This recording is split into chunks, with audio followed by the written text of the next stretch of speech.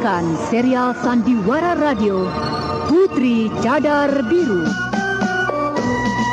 Putri Cadar Biru, sebuah sandiwara radio penuh tragedi menegangkan di kalangan rimba persilatan yang dikobarkan oleh seorang dara jelita akibat cinta yang kandas sebelum terbalas.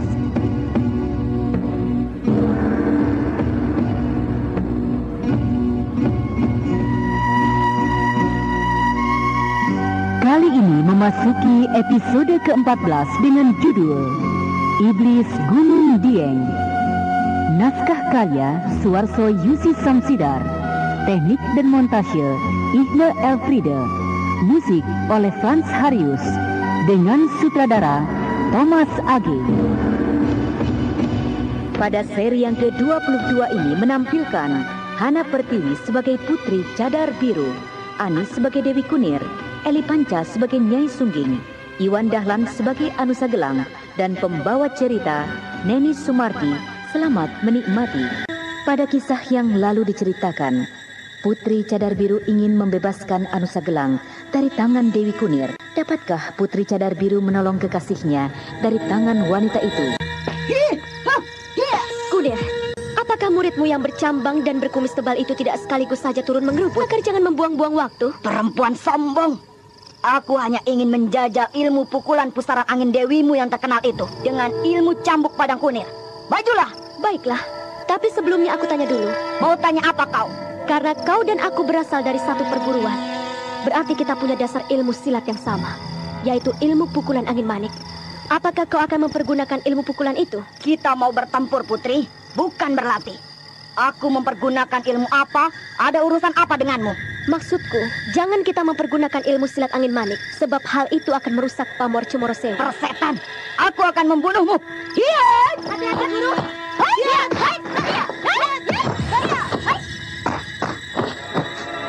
Dengan kecepatan yang sukar dilukiskan, tubuh Putri Cadar Biru tampak seperti kelebatan bayangan yang bergerak secepat cahaya. Tahu-tahu kedua tangan dan kedua kakinya secara susul-menyusul sambil berputaran menggedor-gedor benteng cambukan. Rupanya dia sudah mengerahkan ilmu sakti pusaran angin dewinya. Gerak langkah kakinya sukar duga. Gerak-gerik kedua tangannya membingungkan. Tetapi selalu saja tiba-tiba menyambar untuk merampas cambuk. Tetapi, apakah ilmu cambuk ungu yang telah kulatih selama puluhan tahun ini benar-benar tidak ada kemampuannya sama sekali?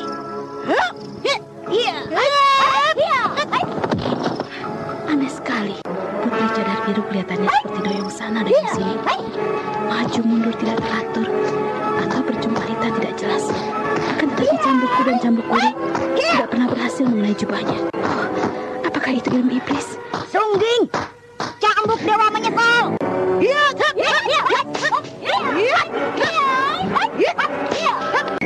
Sungguh tidak sia-sia Dewi Kunir melatih ilmu cambuk ungunya. Dua ujung cambuk itu menggeletar-geletar, jadi tampak berjumlah berpuluh-puluh. Asap berwarna ungu tebal mengambang naik ke udara, membuat pandanganku jadi terhalang. Untung saja aku masih sempat berjumpalitan ke udara berulang kali dengan kecepatan kilat. Kalau tidak, sudah pasti kedua kakiku kena tercirat dan terluka. Tapi aku harus tidak boleh membuang-buang waktu. Aku harus bisa segera memenangkan pertarungan ini. Dengan kecepatan yang sukar dilukiskan, tubuh Putri Cadar Biru tampak seperti kelebatan bayangan yang bergerak secepat cahaya. Tahu-tahu kedua tangan dan kedua kakinya secara susul-menyusul sambil berputaran menggedor-gedor benteng cambukan. Sebuah pertunjukan yang luar biasa. Pantas ilmu pukulan pusaran angin dewi disebut orang sebagai ilmu kesaktian nomor 1 di kalangan rimba persilatan. Putri Cadar Biru tampak seperti burung beranjangan. Tubuhnya melayang-layang kian kemari. Kedua tangannya seakan berubah jadi 8, seakan dari arah yang sulit diduga. Cambuk guru dipentalkan membalik, menyusul serangannya sendiri telah datang. Tolong!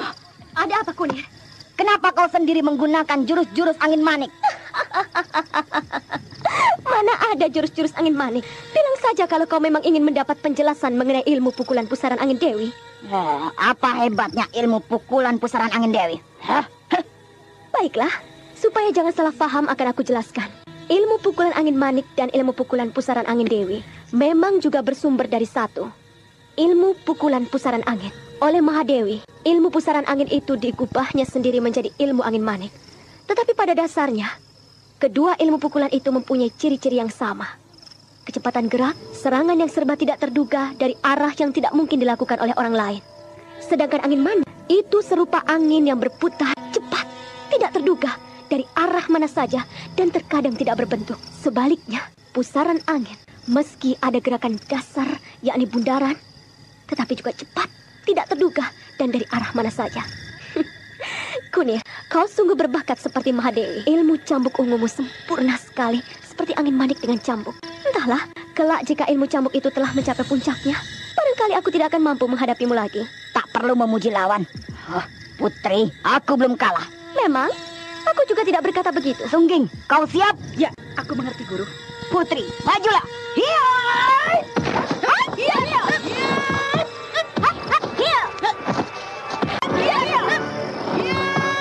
Kalau melihat begini, meskipun aku jadi kembar 3, tak mungkin aku bisa mengalahkan Putri Cadar Biru. Aku harus mendapatkan kitab pusaka itu. Kalau sekarang tidak, kapan saja aku harus bisa mendapatkan barang itu. Bukan main. Begitu ringan tubuhnya seperti angin, berputar-putar di udara, berloncatan antara cabang pohon, meluncur turun seakan Raja Wali menyambar. Kebutan jubahnya yang warna biru itu menimbulkan angin pukulan yang menyakitkan. Harus ku kerjai sekarang. Kalau tidak ada menangnya pihak Guru.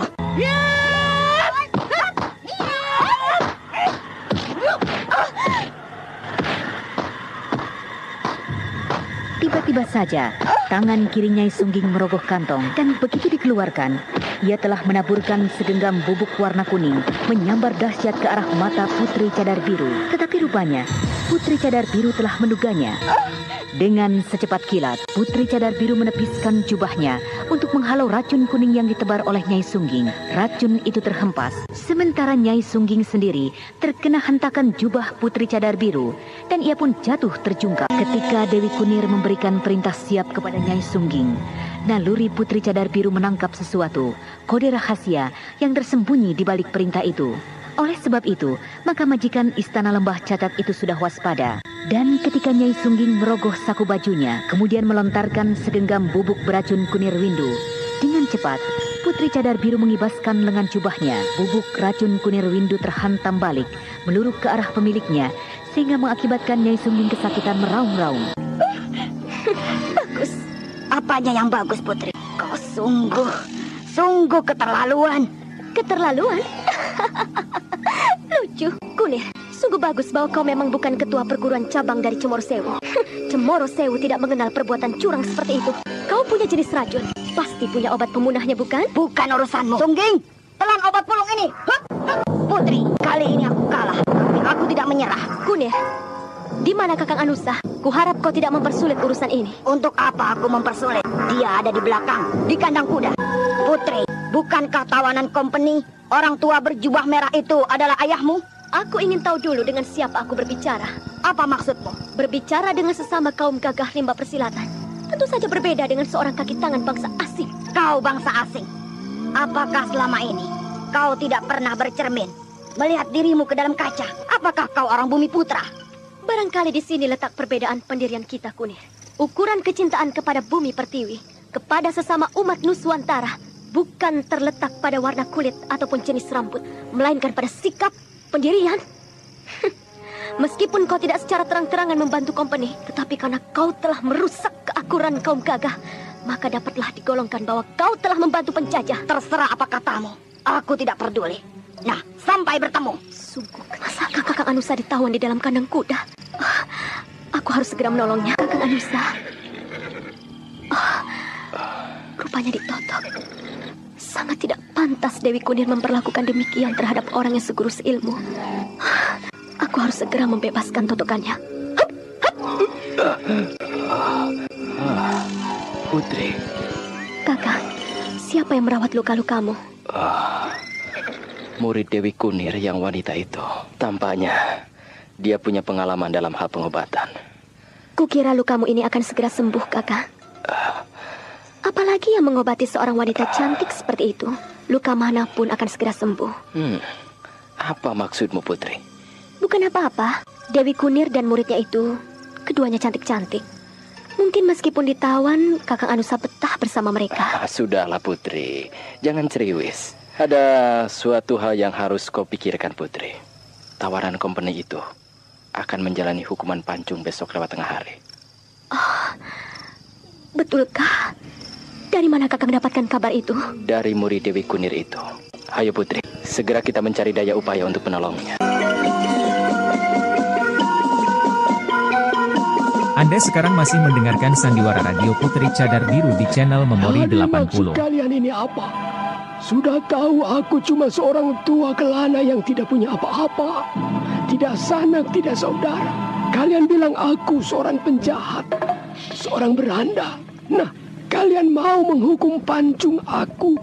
Kenapa sekarang pakai memanggilku ke aula olahraga seperti ini? Apakah kalian mau bertanya lagi tentang gadis yang bernama Putri Cadar Biru? Mengapa, tanya aku? Bukankah kalian punya banyak begundal, para cecunguk yang bisa memberikan keterangan lebih jelas? Ye, jangan bicara begitu. Maksud Eke baik. Eke mau kasih Ye kesempatan sekali lagi. Sia-sia, Kapiten. Lebih baik Tuan berikan makanan enak kepadaku, karena besok aku akan menjalani hukuman mati. Ye lapar? Walaupun aku ini orang biasa, tetapi aku selalu hati-hati dalam urusan makan. Makanan yang Tuan berikan sekali sehari itu hampir tidak pernah aku makan. Sekarang aku minta makan yang enak dan lezat. Siapa tahu nanti aku berubah pikiran. Betulkah begitu? Good. Serdadu, siapkan makan besar untuk orang ini. Good. Seharusnya dari kemarin Ye sudah boleh bicara begitu. Oh, tidak Tuan. Malam ini merupakan saat-saat terakhir. Nah, Ye boleh mulai makan sekarang. Minum milk, roti keju, and makanlah. Sarengseng. Apa Sarengseng? Ya. Ye punya nama Ruth. Sarengseng. Ruth. Bagaimana? Sudah dipikir? Semua sudah aku pikir, Kapiten. Silakan Tuan mau bicara apa? Apakah betul-betul Ye tidak kenal itu orang Putri Cadar Biru? Aku baru datang dari tanah Borneo dan Andalas. Aku tidak mengenal gadis itu. Namanya saja baru aku dengar sekarang. Perwok. Itu orang nama Putri Cadar Biru memang tidak penting. Maukah Ye jadi pembantu Jadi pengawal? Jadi pengawal? Monyet bule tolol ini tidak mengenal siapa Ki Gede Sarengsengan. Salah seorang dari 3 dewa belibis putih. Apakah dikira kematian lebih menakutkan daripada menghinakan diri jadi hamba bangsa asing? Tapi untuk susu dan roti enak ini, biarlah akan kulayani dia omong apa saja. Tuan Kapiten, apa enaknya jadi pengawal? Ye tidak tahu.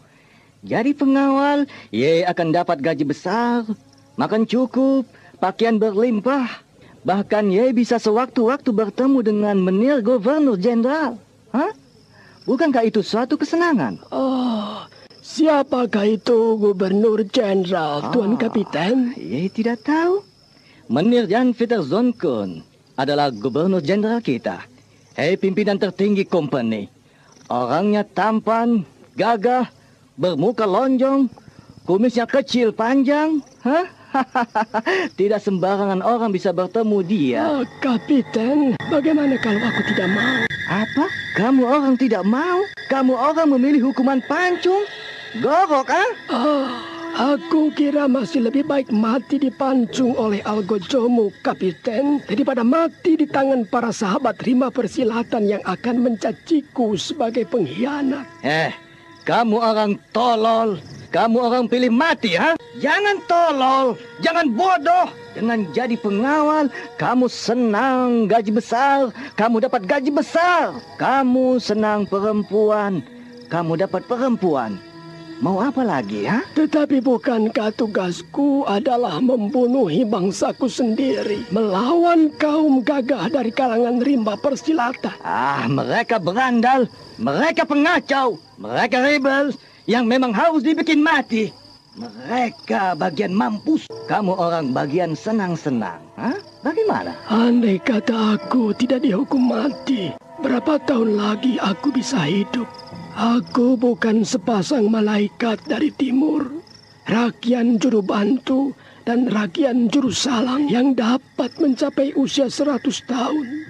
Tetapi mereka tetap muda. Ya, mereka tetap berjaga dalam usia setinggi itu. Sebaliknya aku, selama ini tak ada lagi kegemaranku selain mengumpulkan wanita, mencari kepuasan melalui wanginya kembang dan hangatnya pelukan mereka. Anakku juga wanita. Aku harus menghentikan kegilaan ini. Aku malu sekali.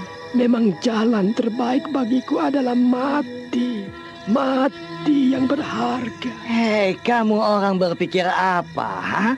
Tangkap itu perempuan Putri Cadar Biru atau jadi pengawal, atau menjalani siksaan baru kemudian dihukum mati? Tidak, Kapiten. Jika Kapiten ingin pengawal dan minta aku, Tuan Kapiten telah salah memilih. Salah memilih? Iya. Bukankah kamu orang pandai silat, Ik punya keponakan. Mariana sekarang ini sedang belajar ilmu seperti itu di Jepang. Kalau dia datang, kamu orang bisa mengadu berkelahi dengan dia. Kamu orang tua, aku sedang gembira. Jangan bikin kecewa, toh. Justru aku bersyukur bahwa sekali-sekali bisa membuat company kecewa. Memangnya kenapa? Kapiten, apakah kau tidak tahu bahwa aku juga seorang pemberontak, seorang berandal yang suka mengacau company? Apa kamu bilang? Sekali lagi aku bertanya pada kamu orang. Pilih jadi pengawal atau pilih mati? Sekarang ini memang yang terbaik bagiku adalah mati. Aku harus menebus dosa-dosaku. Aku harus bisa membebaskan putriku dari kutukan dan caci maki rimba persilatan dengan sebuah penebusan dosa. Tidak. Aku sudah puas, sudah bertemu dengan anak putriku satu-satunya yang ternyata cantik jelita dan dikagumi setiap orang. Oh, Emilia Francisca, anakmu sudah dewasa, cantik dan sangat jelita seperti kau. Apa? Kamu orang tertawa? Tidak apa-apa, Kapiten. Kamu orang sinting. Aku tanya sekali lagi. Pilih jadi pengawal atau pilih mampus, Kapiten, aku pilih yang kedua. What? Kamu orang pilih mampus, Pilih hukuman pancung, Pardon, seh. Kau tak akan mengerti, Kapiten. Kagerlak, serdadu. Siap, Kapitan. Gerlak busuk ini kasih cambuk sampai ke lengan. Ayo cepat. Siap, Kapitan. Mampus kalian company. Kalian mau mampus semua. Apa kau kira aku takut dicambuk? Hei company tolong. Kalian yang gagelak busuk, kalian monyet-monyet penindas, kalian akan mampus. Ketika diseret menuju tanah lapang untuk menerima siksaan cambuk, Ki Gede Sarengsengan melewati sebuah pohon anggrung besar yang daunnya rimbun di pekarangan markas itu. Pada saat itulah ia mendengar suara musik yang berasal dari daun yang ditiup, berasal di antara rimbunnya daun pohon anggrung itu. Sesaat Ki Gede Sarengsengan terkejut. Setelah itu ia tertawa. Hei nelayan tua, jangan bodoh. Sebaiknya cepat-cepat menyingkir. Apakah kau sudah bosan makan cenggere? Kau kunyuk tua. Bicara apa? Kau yang monyet tua. Bagus, lebih baik selamatkan jiwamu. Lihat, Aku mau menjalani senam malam. Tua, kau bicara dengan siapa? Sudah mau mampus, masih banyak laga saja kau. Kalau aku mau, kau sendiri yang mau mampus. Hakerlah busuk, monyet kepala merangkak. Kau bisa membuat aku merangkak. Ayo, coba saja, coba. Kau sudah mau mampus, kepala tua? Kamu saja. Biar Tuan mampus. Iya betul, ya. Hei. Kalian para serdadu, kutu busuk company. Jika kalian semua bisa membuat berlutut atau merangkak, akan kuputuskan tulang kering kakimu sendiri. Tua sombong. Hajar dia. Ayo hajar. Ayo. Kita bekuk biar melutut. Meskipun para serdadu itu menarik-narik dan memukul-mukul dengan tinju sekuatnya, Ki Gede Sarengsengan sungguh-sungguh tangguh. Lelaki tua itu tetap tertawa-tawa, sementara yang memukuli merasakan tinjunya kesakitan. Cambuk! Ayo cambuk ya! Cambuk! Mampus! Cambuk! Cambuk! Ayo cambuk ya! Cambuk! Mampus! Cambuk!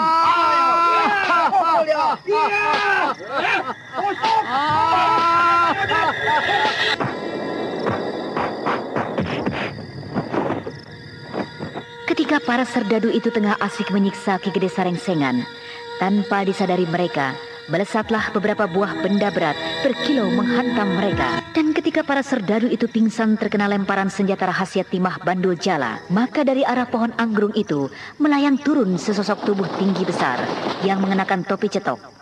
Ternyata dialah si nelayan tua, Ki Duta Lawang. Orang tua gendit, ayo pergi. Apa enaknya dihajar cambuk atau dihukum pancung?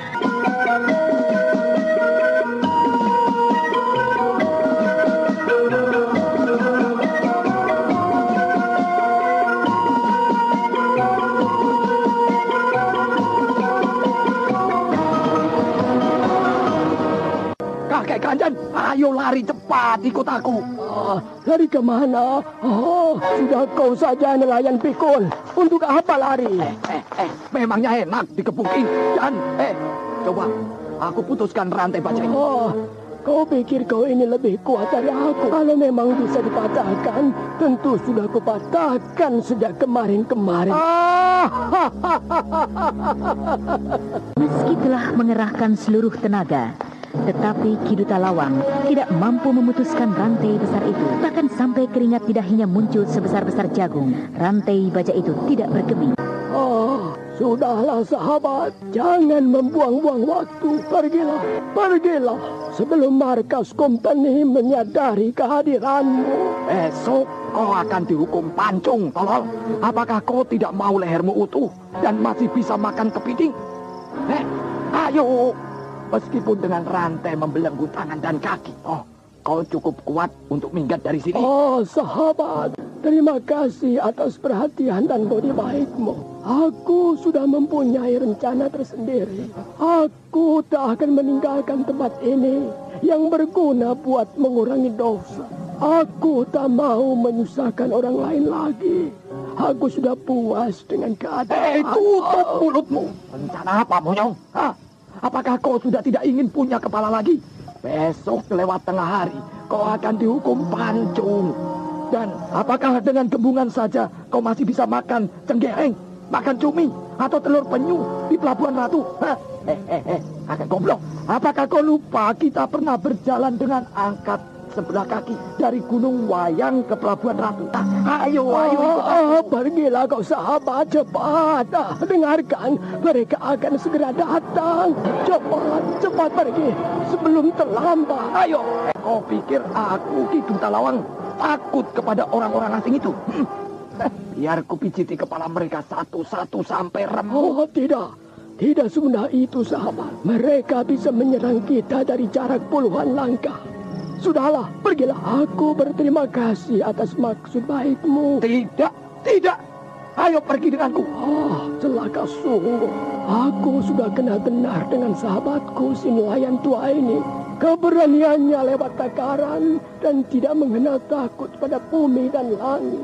Tapi aku tak akan membiarkan sahabat yang baik ini ikut menjadi korban.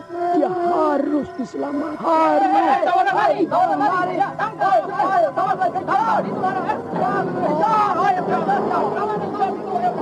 Cepat pergi. Kami berjanji dulu. Kau akan pergi bersama. Oh, Duta Lawang, apakah kau sudah gila? Pokoknya kau pergi, aku pergi. Kau tidak, aku pun tidak. Oh, baiklah. Ayo.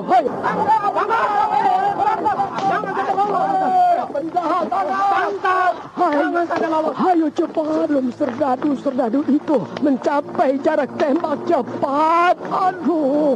Benar-benarkah kau mau pergi, sahabat Saring-Sengan? Orang tua tolong. Ayo, kita dekati tembok tinggi itu cepat. Lihat, mereka menuju kemari. Ayo.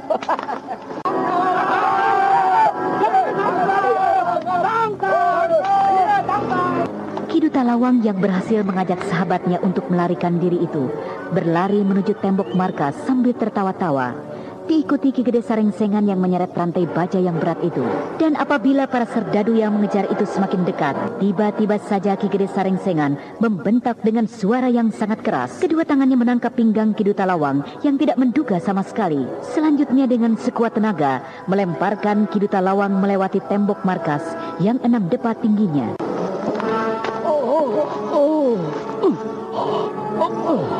Terima kasih sahabat, selamatkan dirimu. Kakek pengecut, aku akan datang lagi. Tangkap, kejar! Ayo, tangkap, tangkap! Kau ingat kemana kau penjahat? Ki Gede Saring-Sengan hanya tertawa-tawa saja, dan pukulan-pukulan itu semakin bertubi-tubi, hingga akhirnya Ki Gede Saring-Sengan dilemparkan ke lantai aula. Para serdadu cacing kalung ini tidak tahu siapa Ki Gede Saring-Sengan yang salah seorang dewa belibis putih dari Gunung Dieng. Waktu itu dalam pelantikan sebagai 3 dewa Gunung Dieng, Kakang Empok Nyai Selasi, Kakang Abirawa dan aku sendiri menjalani upacara 100 cempala, yaitu didera dengan rotan 100 kali. Selesai itu, lalu guru besar belibis putih memandikan kami dengan upacara siraman salawe trutu. Kami direndam dalam air yang dicampur dengan 25 macam getah. Dari getah yang tidak beracun sampai yang beracun. Jahat, seperti getah teratai geni yang terdapat di bibir kematian. Asalkan hanya dicampuk atau digebuki, aku masih bisa mengatur napas atau tertawa. Asalkan mereka jangan mempergunakan pisau di ujung bedilnya yang disebut bayonet itu. Apa kau senyum-senyum, orang tua gila? Ingin merasakan pisau bayonet? Kang Lakhina ini harus diberi tanda tusukan. Iya, ayo. Aku bisa membunuh kalian semua. Tetapi untuk apa aku menambah lumuran darah di tanganku? Kalau kalian tahu gelagat, lebih baik kalian pergi tidur agar besok bisa bertugas seperti biasa. Rantai baja yang membelenggu kaki dan tangan itu bagi Ki Gede Saring-Sengan ternyata tidak menghalangi gerak-geriknya. Dengan mempergunakan tenaga dalamnya yang dialirkan ke dalam rantai baja itu, maka orang tua itu telah membuat rantai tersebut tegang kaku, seakan sebuah tiang besi. Dan serdadu yang terkena rantai itu kesakitan serta jatuh bangun setengah mati. Bunuh dia! Tambah! Tembok! Bunuh dia! Tambah! Tembok! Kenapa kalian bersikap kasar begitu terhadap dia orang, ha? Oh, mereka Kapitan. Oh, boleh ikut. Para serdadu itu bertebaran pergi dan mendongkol bercampur kecut. Sebab mereka tahu bahwa tawanan yang seorang ini tidak boleh dibunuh sebelum hukuman mati dilaksanakan. Saring-Sengan, ik dengar biang berandal yang bernama Putri Cadar Biru itu telah tahu bahwa Ye adalah ayahnya. Ha? Bagaimana? Lalu maksud Tuan Kapiten apa? Kalau betul dia Ye punya anak, apa Ye tidak bisa membujuk dia agar tidak membuat kekacauan? Bahkan kalau perlu bekerja sama dengan company.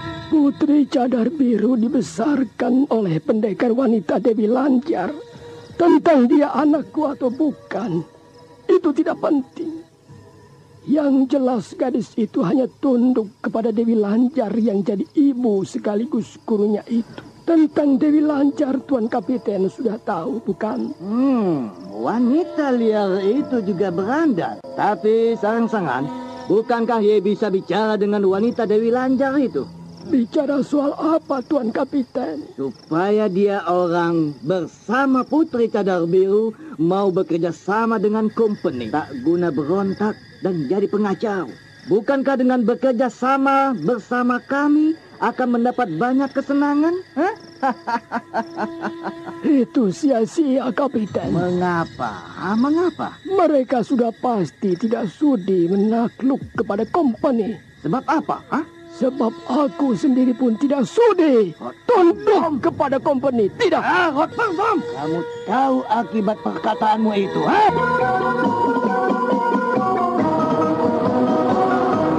Nah, saudara pendengar, ancaman company dapatkah menakut-nakuti Ki Gede Sarengsengan yang sudah siap menjalani hukuman pancung?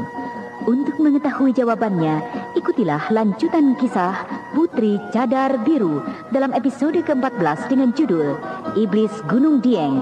Sampai jumpa.